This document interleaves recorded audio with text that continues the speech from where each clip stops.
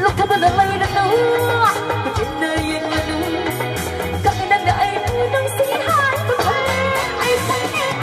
ai không lừa anh buồn đâu không sốc lừa phong mình và chẳng xin số trên đi ai không lừa anh buồn đâu không sốc lừa phong mình và chẳng xin số trên đi.